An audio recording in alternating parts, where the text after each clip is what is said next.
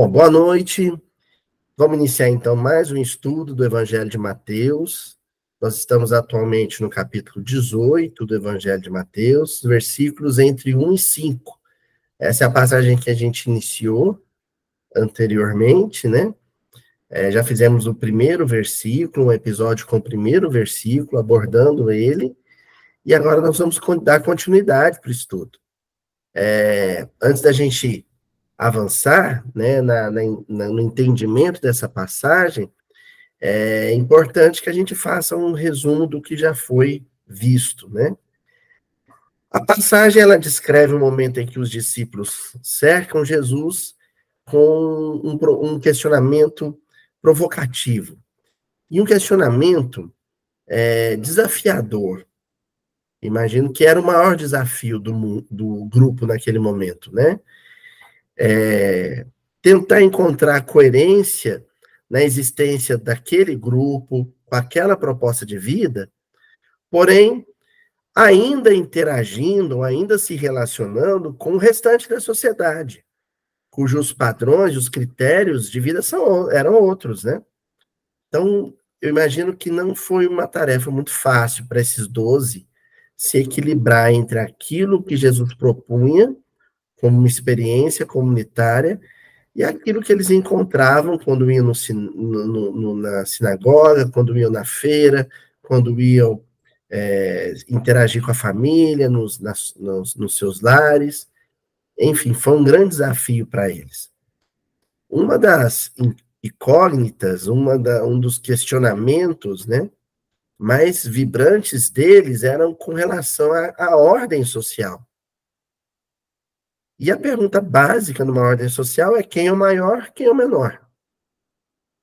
Se a gente pensar na pirâmide social, né, a gente sabe que os maiores compõem a minoria, os maiores compõem a maioria. Então, o que você passa a encontrar é uma espécie de pirâmide, né? A sociologia, a historiografia, a antropologia, as ciências todas que estudam homem e sociedade, né, sempre trabalham com a perspectiva da pirâmide. A maioria, o grosso da população está na base, e uma minoria se encontra no ápice da pirâmide. Essa é a noção de experiência social que os discípulos tinham.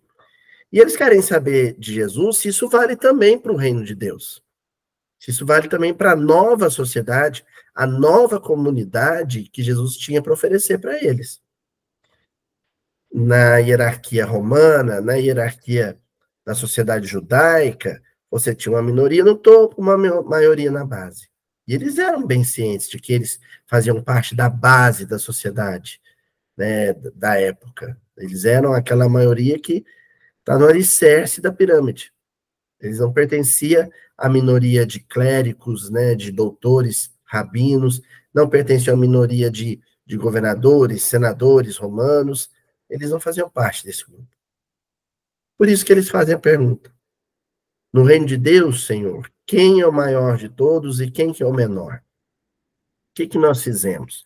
No primeiro versículo, a gente analisou como a proposta de experiência social que Jesus tinha para oferecer era uma proposta de vida em que, se o critério for a posse, não existe nem o maior e nem o menor.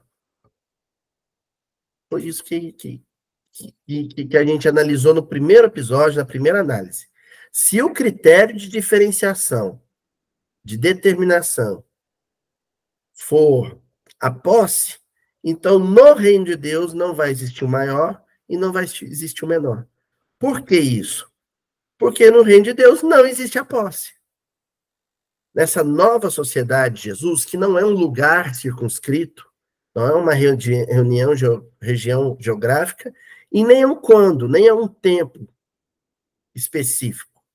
O reino de Deus é um momento e um espaço interior de tomada de consciência, de despertar consciencial. Quando isso acontece, e um grupo de homens se reúnem sob essa perspectiva de vida, de que a posse não é importante, O usufruto, sim. Desfrutar das riquezas que Deus nos oferece, o ar, a água, a terra, desfrutar, sim, é importante. Mas a posse não é. Nem é necessária. Esse desfrute dos bens naturais, ele pode ser feito de forma coletiva, compartilhada e fraterna. E quando isso acontece, não há o que determina quem é desse grupo que vai ser o maior ou quem é que vai ser o menor, tá bom? O que existe no reino de Deus é uma hierarquia moral. E quem é o maior e quem é o menor nessa hierarquia moral? É justamente quem entendeu mais ou menos essa proposta de vida, sem posses e sem hierarquia. Quem melhor entendeu isso se destaca da maioria e assume uma posição que é espontânea de liderança. Entendeu? Bom, não é um conceito fácil de se compreender. E porque não é um conceito fácil de compreender, Jesus precisou lançar a mão de um recurso didático pedagógico. Ele pegou uma criança, levou até o centro do grupo, falou: ó, o maior no reino de Deus é aquele que mais se assemelha a essa criança. O menor é o que mais se distancia dela. Por conta dessa fala de Jesus, que consiste, inclusive, no versículo que a gente vai analisar hoje, é que eu escolhi como estampa primeira, né, como imagem de abertura da sequência de slides, uma cena da série The Chosen, Os Escolhidos, né? É o terceiro episódio da primeira temporada. Um episódio em que só aparecem um grupo de crianças e Jesus. E esse episódio me chamou muito a atenção. Ele é um episódio estratégico para a compreensão de toda a série. Porque o sentido da série é justamente explicitar como aquele grupo de pessoas simples, pessoas que ocupavam a base da pirâmide social israelita da época, como elas estavam oferecendo para o resto da comunidade um paradigma, um parâmetro de vida social. E aí esse episódio demonstra como as crianças, quando vivem como crianças, quando se expressam como crianças, como elas, muito facilmente, conseguem experienciar essa vida social comunitária. Né? Claro, algumas mais e outras menos, algumas nem poderiam estar incluídas nesse grupo. Quanto mais a criança espelha o comportamento caprichoso, egocêntrico dos adultos, menos essa criança se parece com uma criança. Entendeu? Algumas não se parecem nada com as crianças. São pequenos adultos com todas as suas atitudes caprichosas, todas as suas atitudes equivocadas no campo do convívio. Outras crianças não. Outras crianças vivem como crianças. Nesse grupinho que cerca Jesus, né, no terceiro episódio da primeira temporada, tem uma menininha que aqui na foto aparece de costas, que é a Abigail. Né? Essa menina chama atenção em pelo menos 2 lances do episódio, em 2 momentos do episódio. Um é quando ela pega uma tâmara, Jesus não está no acampamento dele, ela pega uma tâmara do prato de jejum de Jesus, e ela estava com fome, ela ia comer a fruta, mas ela pensa e devolve a tâmara. Ela sabia que a tâmara estava ali para alimentar Jesus, e ela não sabia o nível de fome que Jesus tinha. Então era prudente que ela guardasse Jesus. Se Jesus oferecesse, ou se ele não quisesse a fruta, é sinal que ele tinha condições de compartilhar a fruta com ela. Ela ia guardar isso. Caso isso não acontecesse, é porque ele tinha uma necessidade urgente de consumir aquela fruta. Então ela devolve, ela vai provar, mas devolve a fruta ao prato. O segundo lance da passagem é que Jesus produz alguns brinquedos de madeira que ele troca por comida e, eventualmente, alguma roupa na cidade. E ela tá com uma roupinha simples, ela tá com uma bonequinha muito velhinha, o único brinquedinho que ela tem na mão, mas ela não pede para Jesus nenhum daqueles brinquedos que ele produzia. Por que ela não pediu? Porque ela demonstrou uma relação de liberdade e de desprendimento em relação ao bem material que ela queria e ela tinha vontade de possuir, é que Jesus a presenteou no final do episódio com uma casinha de bonecas completa. Né? Foi uma forma dele dizer, olha, porque você demonstrou estar emancipada, desvinculada desse bem material, você passou a ter condições de recebê-lo sem se afetar, sem se corromper. Basicamente, é a mensagem subliminar do episódio, tá bom? A gente fez essa introdução toda, antes de avançar para o nosso versículo, que é o versículo, aliás, eu escrevi errado aqui no slide, é o versículo 2 já, viu, gente? Uma correção aí em tempo. Não é o versículo 1, é o versículo 2 do capítulo 18, em que Jesus diz o seguinte, aliás, Mateus diz o seguinte, chamando uma criancinha, colocou-a de pé no meio deles. Olha, aqui a gente já pode prestar atenção em duas coisas. Primeiro, ele vai situar essa criança no centro. Aquilo que está no centro é aquilo que é referência. Jesus sempre se estruturava as suas reuniões com os discípulos à maneira dos judeus, né, do primeiro século, de forma circular. Até para justamente não indicar quem ocupava a posição de maior ou menor, porque todos estariam a uma distância equivalente do centro da roda.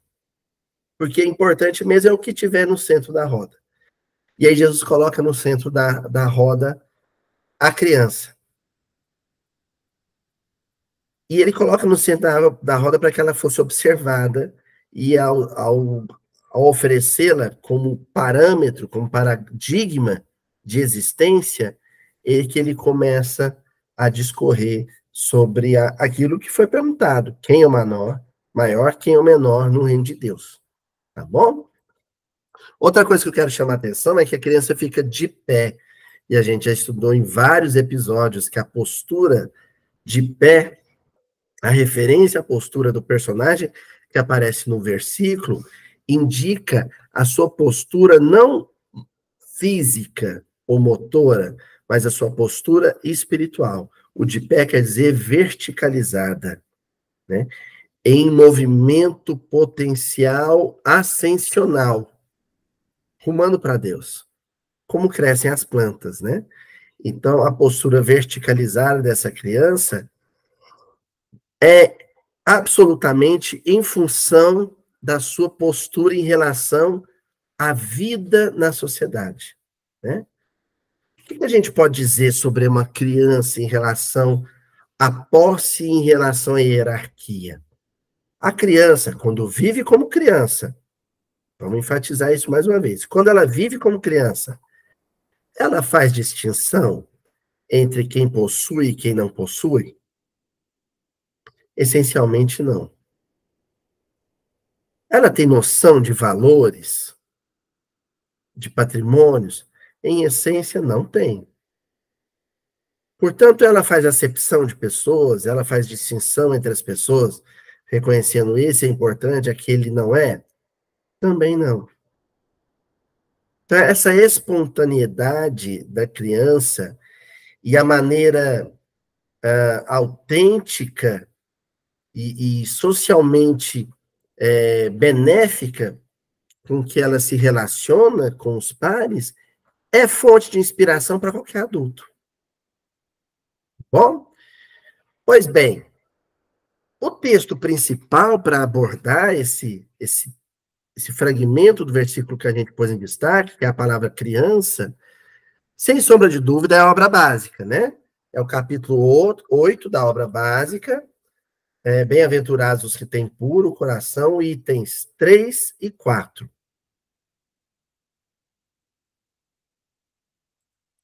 Nesse texto, Kardec ele faz um apontamento muito relevante para essa passagem toda.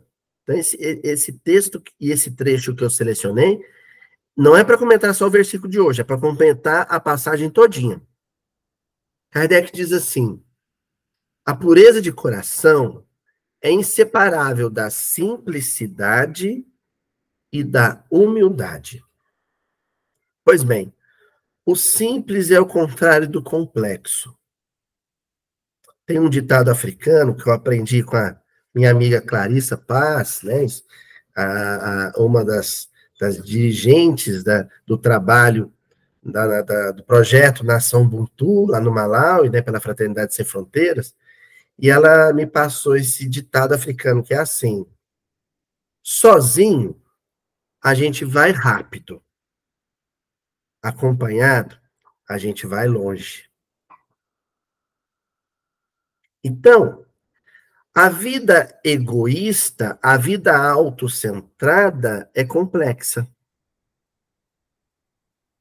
A vida compartilhada, a vida permutada é simples. A gente complica bastante a nossa caminhada quando opta por viver de forma autocentrada, para si e negligenciando as necessidades e as demandas da vida alheia. A gente complica a própria vida, porque a gente passa a caminhar sozinho. E sozinho a gente não vai muito longo. Surgem demandas e dificuldades que a gente não consegue resolver sozinho. Mas quem não quis resolver os problemas dos outros, não vai poder exigir que os outros o ajudem a resolver os seus problemas. Entendeu? O contrário disso é quando você partilha, quando você permuta, quando você divide, quando você convive, coexiste, quando você quer o outro na sua vida, porque você se predispõe a estar na vida do outro também, resolvendo problemas junto com os outros, né, e permitindo que os outros o ajudem a resolver seus problemas. A vida fica muito mais simples. Daí a noção de simplicidade. Agora, para você ter uma vida simples, portanto, descomplicada, é preciso que você não queira possuir, ou pelo menos não queira lutar pela posse, brigar pela posse, se opor ao outro em função da posse.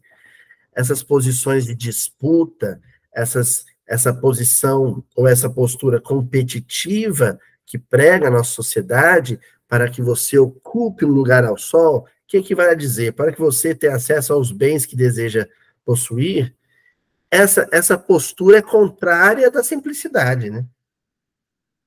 E a humildade, porque no momento em que você abre mão da posse e abre mão da disputa pela posse, você passa a reconhecer que o outro não é melhor e nem pior que você em relação à sua importância no mundo.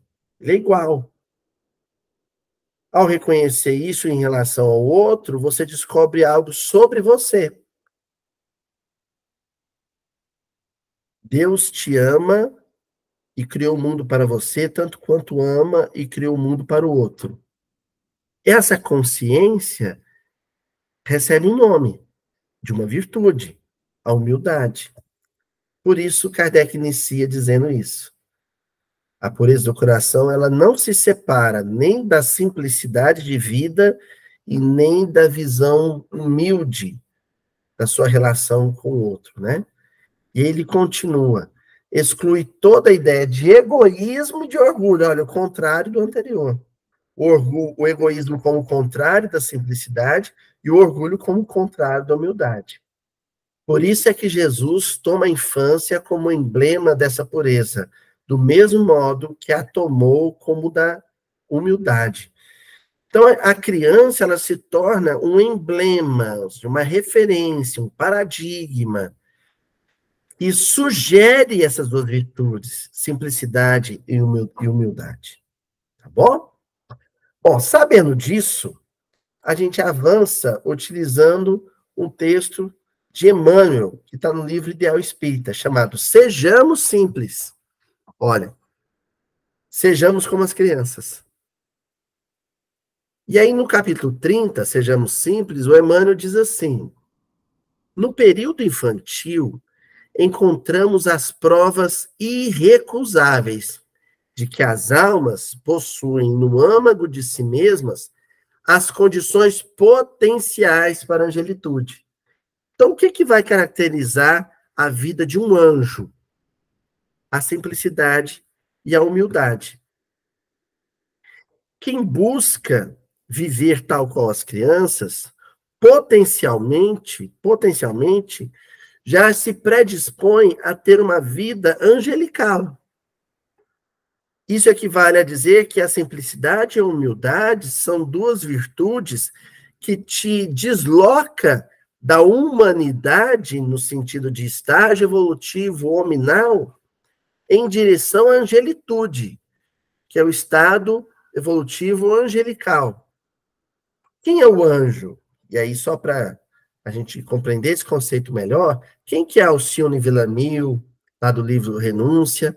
Quem é a Célia Lúcius, dos 50 anos depois? Quem é a Lívia Lentulus, no Há 2000 anos? Quem são esses anjos? São espíritos que se tornaram livres para executar o seu livre-arbítrio plenamente, e assim o tornaram, conseguiram se emancipar em relação aos sentidos e às regras da sociedade humana, porque abraçaram na simplicidade e na humildade os dois pilares do fundamento evolutivo de quem queira deixar de ser homem para se tornar anjo. Tá certo? E o Emmanuel continua dizendo: urge, pois, saibamos viver com a simplicidade dos pequeninos, na rota da madureza, renunciando às expressões inferiores do egoísmo e do orgulho, da astúcia e da crueldade, que tantas vezes se nos ocultam nos gestos de fidalguia aparente, né? Então, primeiro, a palavrinha urge já dá o tom da toada que a gente vai ter que manter. Se urge, é porque é urgente. É uma tomada de decisão urgente. Certo? Não é para amanhã, não é para a encarnação que vem. É para ontem. Ou seja, nós já estamos em déficit de tempo, nós estamos atrasados em relação a isso. Isso o quê? Viver a simplicidade dos pequeninos. Abandonar todo tipo de fidalguia, né? O fidalgo, né? Filho de algo, né? O filho de alguém, né? Ah, é o bem-nascido, né? O filho do fulano, filho do ciclano, né? Que a gente que ainda é algo que sobrevive muito forte na nossa sociedade, mas que a gente tenta maquiar com um conceito falacioso que é o da meritocracia, né? Como se na nossa sociedade ser fidalgo, ser filho de alguém que lhe ofereça condições de vida melhores e que te ajude a obter títulos de grandeza social, de que isso não te coloca numa posição de vantagem. Porque coloca. Agora, a proposta do evangelho é muito ousada, né? De que você abra mão disso, renuncie isso espontaneamente. Em troca de quê? De valores e virtudes que não te colocam em posição de destaque na sociedade. Ao contrário. Pelo contrário. Você vai ser visto como um pária, você vai ser visto como um derrotado no mundo, justamente porque adotou o estilo de vida, a proposta de vida de Jesus Cristo. Entendeu? E aí o Emmanuel faz a afirmativa concisa, né, e direta. Sejamos simples, vivendo o bem espontâneo. Existe um bem que é um bem artificial, é um bem estrategicamente pensado para que ele seja convertido em vantagens. Existe o bem espontâneo, onde a ideia de vantagem não está em sua perspectiva. Você não quer estar numa posição vantajosa. E por que você não quer estar numa posição vantajosa? Quando você faz o bem, é o bem pela alegria de fazer o bem. É o chamado bem espontâneo. É aquele interesse das crianças em torno de Jesus, né? No episódio que nós citamos, The Chosen, aquele interesse em estar desfrutando da companhia dele, desfrutando do afeto dele, sem nem saber se ele era um benfeitor ou um malfeitor, né? Porque, inclusive, isso surge entre as crianças. E aí, será que ele é um bandido? É um criminoso? Quem que é ele? Por que ele vive assim, né? Nômade, perambulando pela Galileia? Por que ele vive assim? Quem é esse homem? Elas chegam a cogitar um pouquinho, mas logo a tal Abigail toma a dianteira e fala assim, isso não é importante. Até agora ele foi bom com a gente e pronto, e acabou. Isso é o bem espontâneo. Tá certo? E aí, meu mano, encerra a lição dizendo, observa, portanto, em ti os sinais positivos que conservas da infância como índice de valores morais para a excursão monte acima, morro acima, né? Os sinais positivos. Então, todas as vezes que eu tiver uma ideia, todas as vezes que eu for acometido de um sentimento, ou todas as vezes em que eu agir de modo a viver a proposta que Jesus traz em relação às crianças, de se assemelhar a elas, ali a gente pode dizer que há sinais positivos de que eu estou mais predisposto à angelitude. Sinais indicativos. Você vê a pessoa agindo de forma simples, descomplicada, humilde, você pode tranquilamente dizer, você é um forte candidato à angelitude. Você está predisposto à angelitude. Existem sinais positivos naquilo que você faz, sente e fala. Tá bom? Vamos então agora para outro texto do Emmanuel, do livro da Esperança, capítulo 18, Pequeninos. E agora o Emmanuel volta a repetir a palavra urge. Vocês estão percebendo? São livros diferentes, capítulos diferentes, e ele mantém a mesma tônica. Olha, se assemelhar às crianças é alguma coisa de urgente.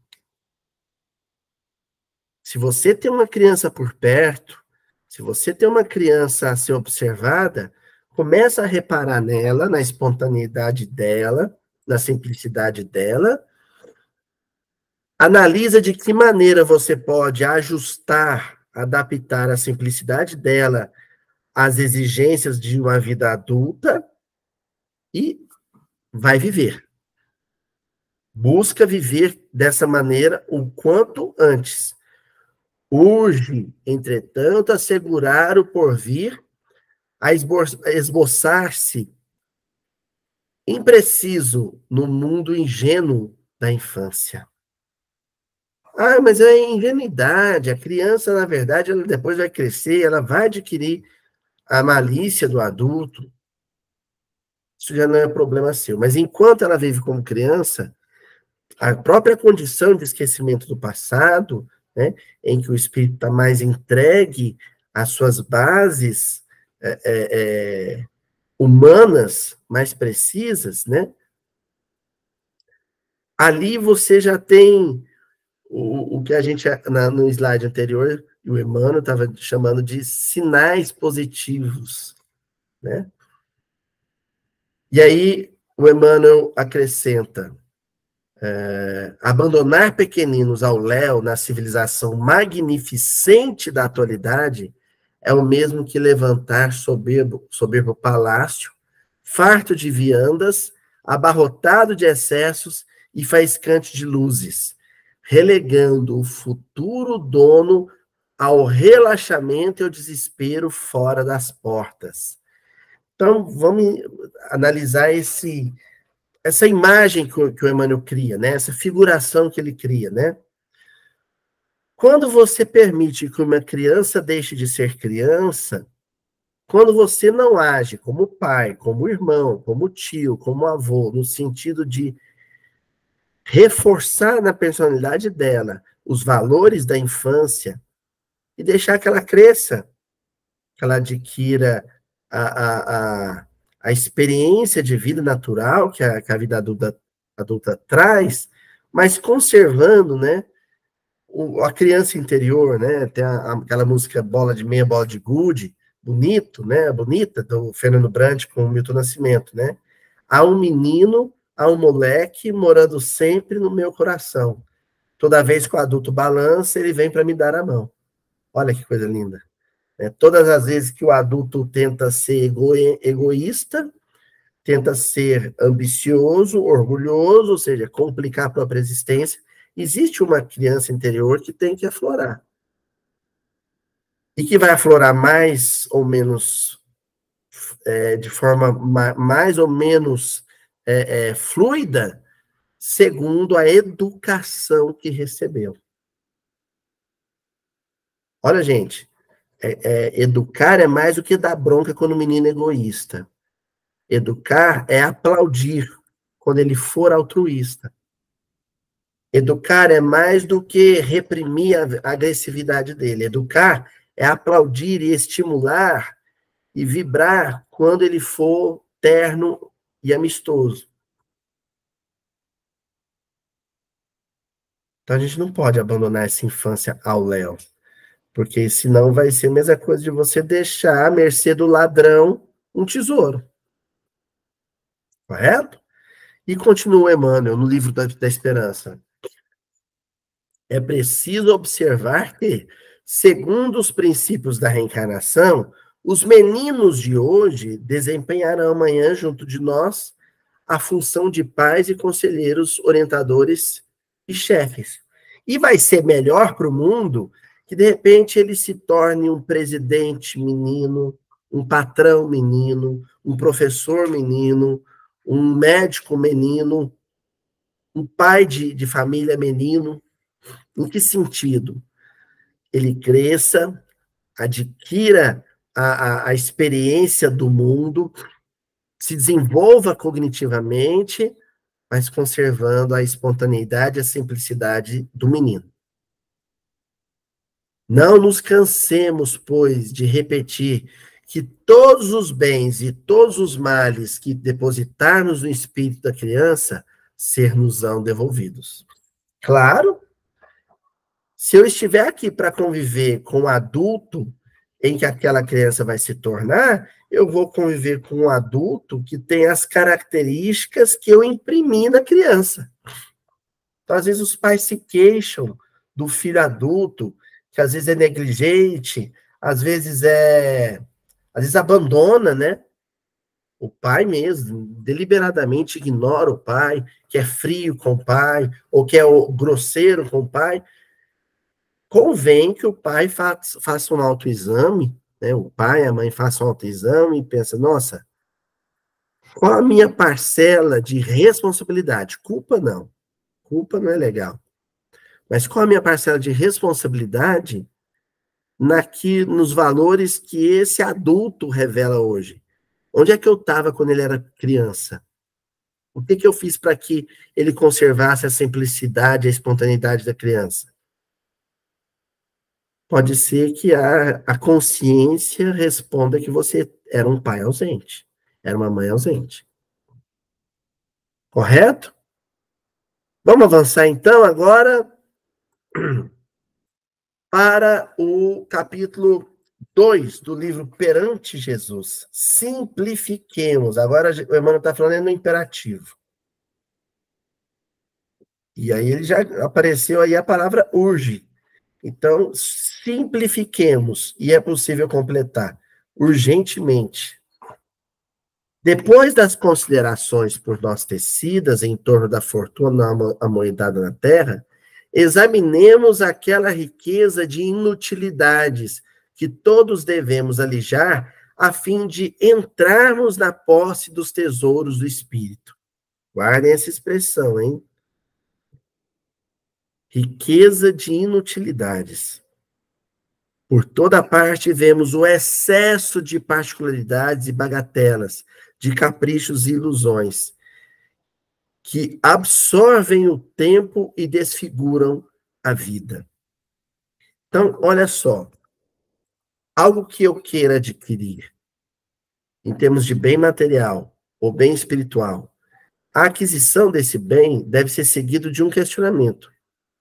Isso será útil para o meu crescimento espiritual em quê? O que equivale a dizer? Como isso vai ser útil para o meu crescimento espiritual? Se você resolve estudar francês, Bernadette, pode ser que você descubra, de repente eu posso, estudando francês, compreender melhor a obra básica, lendo ela no original. Pode ser que o francês me permita confraternizar com povos francófonos da África, numa visita à África, ou que me permita interagir com o movimento espírita, o movimento cristão na França, pela internet.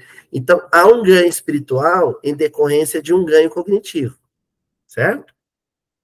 Agora, e quando há, por exemplo, só um ganho material? Atualizar o registro do meu carro, comprando um carro 2 anos mais novo. Em que isso favorece meu crescimento espiritual? Comprar uma casa, um imóvel que tem 3 ou 4 quartos a mais, imóvel de alto padrão. Em que isso me faz ser melhor espiritualmente? Se a resposta for negativa, se eu chegar à conclusão de que não, isso não me torna melhor em nada, então essa será uma riqueza inútil. Tá certo? Continuando. Há ricos de ouro tão inutilmente, ó, de novo, a mesma palavra, tão inutilmente preocupados com os patrimônios que lhes não pertencem, como a pobres flagelados sem proveito pela obsessão da necessidade. Aqui o Emmanuel ele amplia a noção de materialismo, né? O rico que batalha e sofre, se angustia para não perder os milhões, é materialista. Mas o pobre que batalha de forma desesperada, angustiada, aflita, para conseguir os bens que não tem, esse também é materialista. Porque o caminho é sempre do equilíbrio. É quando você usufrui dos bens que lhe chegará às mãos, em função do trabalho honesto, porém, o trabalho comedido, educado, responsável. Entendeu? Então, há vários caminhos, é uma questão de escolha. Daí o Emmanuel fechar dizendo, esse parágrafo, todos somos ricos de alguma coisa que precisamos movimentar na exaltação do bem. Tudo que eu possuir que exalte o bem, que equivale a dizer que exalte o evangelho, é riqueza na minha mão. O que não interferir, não ajudar em nada a exaltação do bem, não é riqueza. Ou se eu chamar de riqueza, é uma riqueza inútil. Daí o Emmanuel fazia o fechamento dizendo, empobreçamo-nos de aflição inútil, ouvidemos o luxo dos detalhes vazios, e abraçando a simplicidade, onde estivermos, valorizemos as riquezas de Deus que repousam em nossas mãos. Que coisa maravilhosa, né? As riquezas de Deus. Só essas que valem a pena e que podem exigir de nós algum suor, algum esforço. Obter as riquezas de Deus. Mas nenhuma riqueza de Deus pode ser guardado numa garagem, nenhuma riqueza de Deus você vai pagar IPTU ou IPVA por ela, nenhuma riqueza de Deus vai acrescentar a abreviatura PR, ponto, né, na frente do seu nome. As riquezas de Deus têm um outro teor de valor, de valoração. Ok? E aí, vamos para Emmanuel no livro A Semente de Mostarda, que é lindo. Olha, esse aqui é um conto. O Emmanuel escreve alguns contos, não são muitos, mas esse aqui é impactante, muito impactante. Capítulo 9, intitulado Simplicidade e Gratidão. Num livro chamado A Semente de Mostarda, a semente minúscula, mas que pode se tornar algo muito maior, né? O Emmanuel escreve um texto intitulado Simplicidade e Gratidão. E aí esse conto dele resume o que a gente estava falando sobre criar a criança para que ela permaneça criança ou criar a criança para que ela se torne ainda na infância um adulto e com todos os caprichos e anseios que são próprios dos adultos, né? Então, vamos ver dois casos distintos que o Emmanuel relata.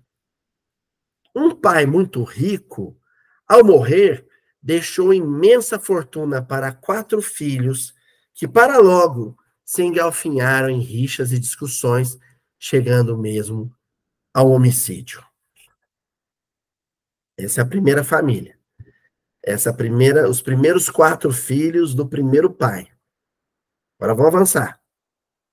Pouco tempo depois, veio a falecer um pai pobre.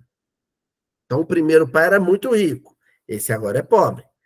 Que se esmerava em educar igualmente os 4 filhos que lhe sobreviveram à desencarnação, deixando a cada um laboriosa vida de trabalho e simplicidade. Então, olha, o pai pobre, o que ele deixou para os filhos? A vida de trabalho e simplicidade. A herança dele foi essa. Vamos ver o que aconteceu com eles? Os rapazes choraram a perda do pai dedicado. Por muitas semanas, reuniram-se em oração e rogaram a Deus a bênção do amor e da paz em favor daquele que lhes fora o maior amigo. O maior amigo. Então, esse texto do Emmanuel, ele mexe profundamente com as feridas, ele esbarra, sabe, nas pústulas mais acesas da sociedade em que a gente se encontra. Porque uma das formas de obtenção de riqueza na nossa sociedade é a herdade, é a herança. E em função dessa herança é que muitos jovenzinhos mesmo já disputam com os irmãos, como se estes fossem ferrenhos competidores, né? Os bens materiais que o pai vai deixar para ele.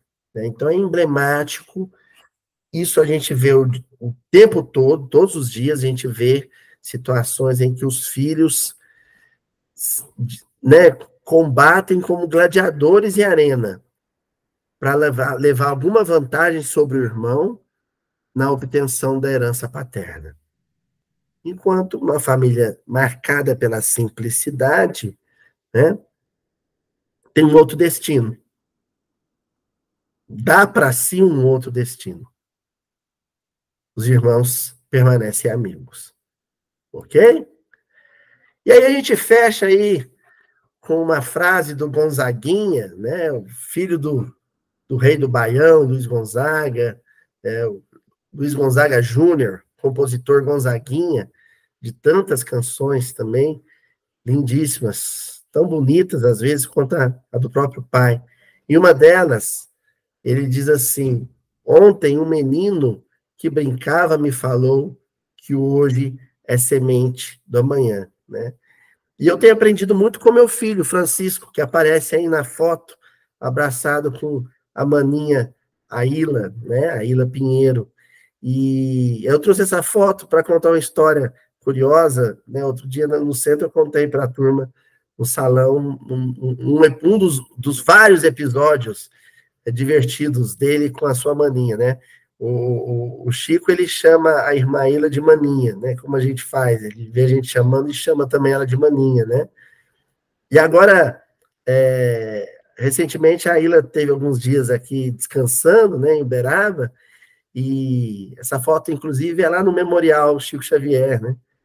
E teve uma hora que eu e a Juliana, a gente precisou chamar a atenção do Chico, né? O Chico estava dando um trabalhozinho, a gente chamou a atenção, aí ele foi chorar, ele foi lá para a nossa garagem chorar sozinho, que estava chateado, e a maninha estava por lá e sentou do lado dele e perguntou para ele: Ô, meu filho, por que você está chorando?